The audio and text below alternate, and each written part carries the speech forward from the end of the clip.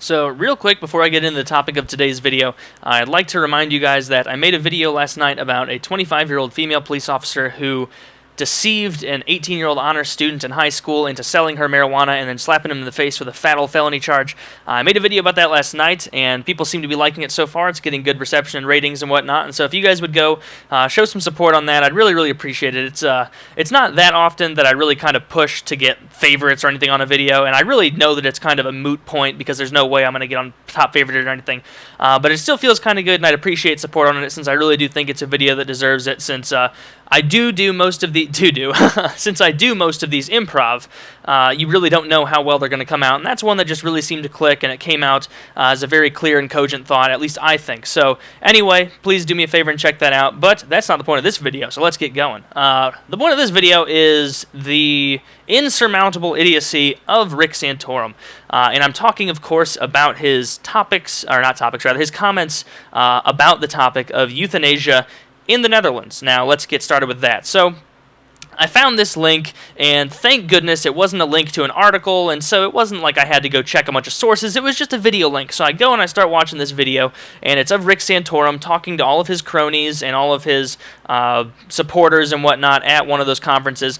And the first thing that he says, or contends rather, is that people in the Netherlands, elderly people who are in hospitals and sick, are so afraid of being euthanized that they wear bracelets that say, "Please don't euthanize me. Don't euthanize me. I don't want to be euthanized." Now, just take a second, and I know we could move on because he says a lot of dumb stuff, but let's just stop after that first statement. Take a second to think about the implications of this. What does it mean if what he's saying is true? Now, I did a lot of research on this after his statement because I wanted to know exactly what was going on. And from every single source I could find, it turns out that the Netherlands healthcare system is leaps and bounds better than ours here, so I couldn't really find any worthy critiques from his standpoint.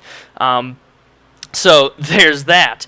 But just think about this. If all these old people are just living in fear of being euthanized, what picture is he trying to paint for you? He's trying to scare you. He's trying to just run his campaign on fear and emotion. Like, what does he think is going on in the Netherlands? Does he think that doctors just walk through the hall and that all of these sick people are desperately trying to stay awake and not fall asleep, and then as soon as they doze off, all the doctors get together and start cavorting and just laughing and running in there and pulling out the plug and going, "Sucks to suck," flipping them off, dancing around the table as these old people die, like, "Ha-ha, euthanized, you got euthanized, ha-ha," watching them die.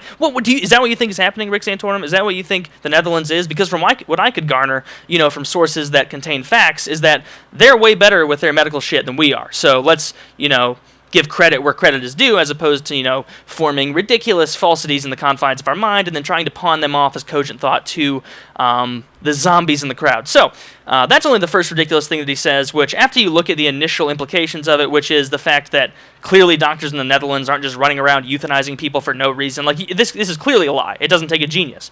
The second thing that he says, which is about as stupid, is that 10% of all deaths in the Netherlands are caused by euthanasia. That's right, 1 in 10 people who die in the Netherlands die at the hand of euthanasia. They die from a doctor who killed them. And even worse than that ridiculous statistic, which has no bearing in reality, is he contends that of those 10%, half of them are involuntary euthanasia. So he thinks that of that huge number of people who are euthanized every year, at least in his mind, he thinks that half of those are people who don't even want to die. So in his mind, that's exactly what the Netherlands doctors are doing. They're walking by rooms, they see someone sleeping, they go, "Hey, I could save some money if I pulled that plug." So they just walk in and pull the plug.